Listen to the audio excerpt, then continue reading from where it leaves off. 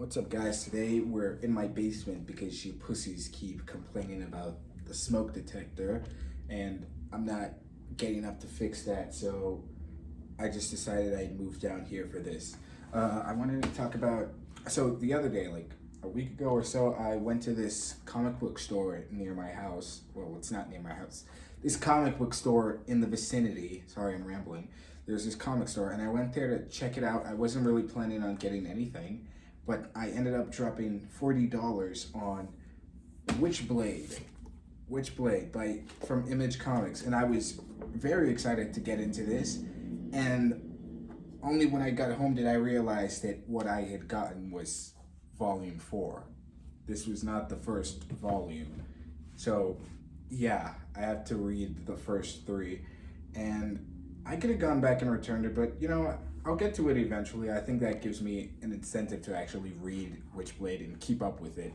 I'm almost done with volume 1. I've just been reading that online on some sites, but I just wanted to give my thoughts on it. So, Witchblade is weird. It's a 90s comic, a female-led 90s superhero indie comic, and as a result of that, the very early issues in like volume 1 have a lot of nonsense in them, specifically related to the main character. What was her name? Fuck, let me look at this. It is not, it's back here. I don't remember her name, I'm sorry. But yeah, specifically in the way she's drawn, because a lot of 90s art of female superhero characters have that specific look.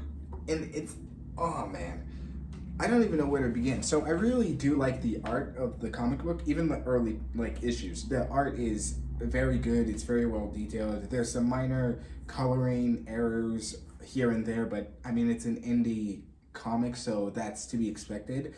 I'm not really too mad about that. But then when it comes to how the female characters are drawn, specifically the main character, the line art is perfect. The coloring is great. The lighting's great.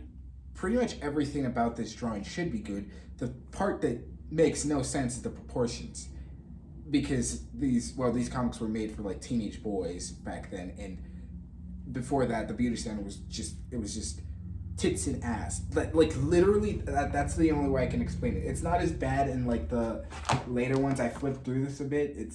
It doesn't seem to be as bad. Everything is like vacuum sealed in volume 1, and it's insane. And it hurts to look at because it's not even attractive. It just looks weird, unnatural, uncomfortable. It looks like an S shape. That's what I keep thinking her name is Jessica Drews. I know that's not her name. That's another character I'm thinking of. I think that's another character I'm thinking of. I think her sister's name is Jessie. What was her name? I don't remember. But yeah, the story, as far as the story goes, I'm really enjoying it. I spent like 2 nights in a row just sitting on my laptop, just scrolling, reading, listening to new metal, and it's just a vibe. It's a great story. The power system and like the actual Witchblade, which is in the name, is a bit strange. Also, this Witchblade should not be confused with the anime or the manga. Those came after this, and they're kind of like spin-off things. I don't know what you'd call them. They're kind of related. Like the W on the title is the same. They both have the Witchblade weapon thing, but different stories for the most part. Also, it's Japanese and has anime girls, so the tits and ass is still there, but in its own sort of way, because Western and Eastern handle that kind of stuff differently, even though sometimes it's just as bad. So the story, main character, lady, I keep forgetting her name, man, because every time I'm looking at her, I'm just like, why did they draw it like this? She's a detective or something, and there's this dude, Kenneth Irons. He's like big, bad, evil guy. He's like Tony Stark kind of, but evil. But it's not in the way like Kingpin, except imagine if Kingpin was still just Kingpin, but nobody knew he was Kingpin. They all just thought he was good. Because like most people in Marvel do think like he's a good guy, but they also know, yeah, he's involved in some shady stuff. But this Kenneth Iron dude's, everyone just thinks he's like the best guy on the planet. Nobody knows about his illegal dealings at all. Not even the police is caught on to anything. He keeps himself completely separated from all that. And then he has his right hand man, Nottingham. Now, Ian Nottingham, that's his name. Nottingham, I think I'm pronouncing it right. Like Tottenham, like the place in London. Ian Nottingham is he's just badass. He's just cool. He fights with this katana and he's fucking huge. He's got like long black hair. He kind of looks like an edgy OC something. Except he's not a twink, I guess. He's like insanely built. And he's just that guy. And like the first scene where he shows up and some guy shoots at him and he just catches the bullet and throws it in a drink for somehow. I don't know. They don't really explain why he's so strong. I mean, there's this crest thingy, but it's never explicitly said that he's like superhuman or like any other species. He's just like built different. And somehow he's kind of connected to the Witchblade through this crest that he has on his hand. And Ian Nottingham serves as Kenneth Irons, the Kingpin guy's right-hand man, and he just kind of like carries out the dirty deeds for him. And that's how they keep it completely separate. They make it look like Ian Nottingham is the one who's in charge of all that, but it's actually Kenneth Irons. And Kenneth Irons has this thing. He has the Witchblade in his collection in his huge mansion, and he's been obsessed with it ever since he found it in this exploration he went on with his dad, who was an archaeologist or something. And so he has the Witchblade, and he knows it's a really powerful item, and it has to choose a wielder. So he hosts this tournament things, like I think it's like every month, every week, I don't know, where like a bunch of elite people come over and they all try to put on the Witchblade so they can access its power, but most of the time they all just get their hands snapped off and die because the Witchblade rejects them. And so he's been searching for the Witchblade for like, actually I don't know how long, because Kenneth Irons, his age is very ambiguous. The dude, he's almost like a vampire. He's like 100 years old, I think. He's like at least 90. And somehow he's just managed to stay alive this entire time. I don't know, there isn't really an explanation given, at least where I am. I'm still not done with volume 1 because these are really chunky. I'm looking forward. I think the $40 was worth this. It would be more worth it if I could actually read it right now, this moment, but patience is a virtue, I guess. But yeah, so Jessica, I'm gonna call her Jessica from now on because that's the name that keeps coming to my mind. I don't know if I'm right or if I'm wrong, but I guess we'll see. Jessica goes over to the tournament place because she gets a suspicious feeling. She's like, hey, why are all these elite guys gathering at this tournament place routinely? And so she goes there with her partner, Jake James? It's Jake or James. I'll call him Jake. I think it's Jake. And Jake no, it's not Jake. Jake is the other guy. I don't remember his name. Okay, so they both go there. She gets caught. Jake, he's not Jake. Her partner goes in with her, and then he gets bam. They kill him, and it's like, damn. And then Jessica's about to die, and then the Witchblade activates, and then it latches onto her hand, and now she has the powers of the Witchblade, which of course means that she is all tits and ass now. All her clothes are just gone. So, yeah, and she just like kills a bunch of people and like while being almost naked, I guess. I don't know. And so now the Witchblade is the talk of the town, and at least not the actual town, but like the underground people who know what's up.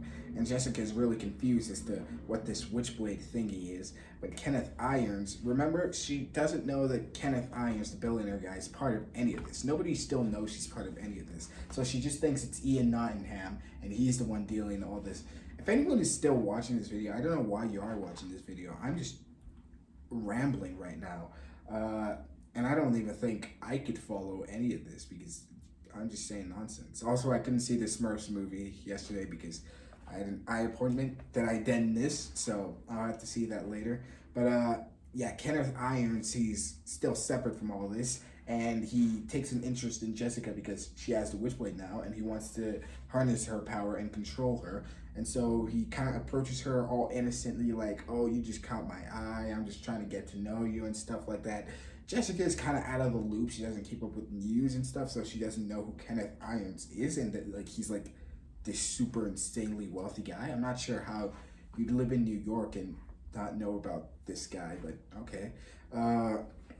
And so they start kind of dating, I guess, the kind of a thing. And her partner Jake, the actual Jake, not the guy that died. That guy did die. He's just dead. The guy who was at the tournament thing, he's just dead. Her old partner. Her new partner Jake, he's kind of sus because he knows this Kenneth Irons guy is a bit strange and he's a bit off, and so he's kind of like, hey, Jessica, no, don't go with that guy. He's like evil and stuff. And Jessica's like, nah, he's chill because she doesn't keep up with the news. I don't know.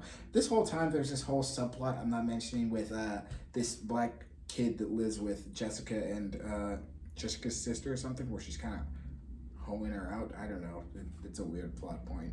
And they go to this like weird BDSM place with a bunch of dudes. I don't know. It was weird. But yeah.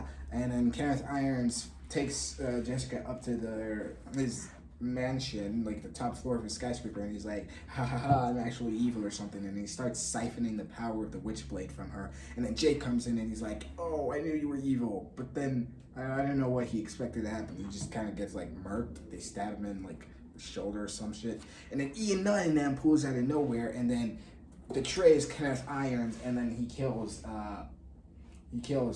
Irons.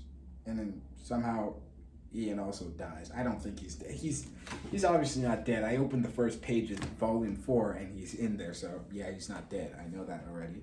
But that was like the conclusion of the first part of the story, I guess. Like, it's not the end of volume 1, but it's still like the conclusion. After that, they go into some like backstory stuff on the Witchblade, and they show the past users of the Witchblade. Keep in mind, the Witchblade users can only be women. Like, throughout history, like, it's all been women. Like, Joan of Arc, for example, was a wielder of the Witchblade, which is pretty cool, I guess. I think Cleopatra also was one. So, yeah, that's cool. The first one that we're currently going through, like, the first Witchblade holder is, like, this pirate lady. She also kind of... Nope, actually, no, they don't look anything alike. I was going to say she kind of looks like Jessica, but no, this pirate lady has black hair.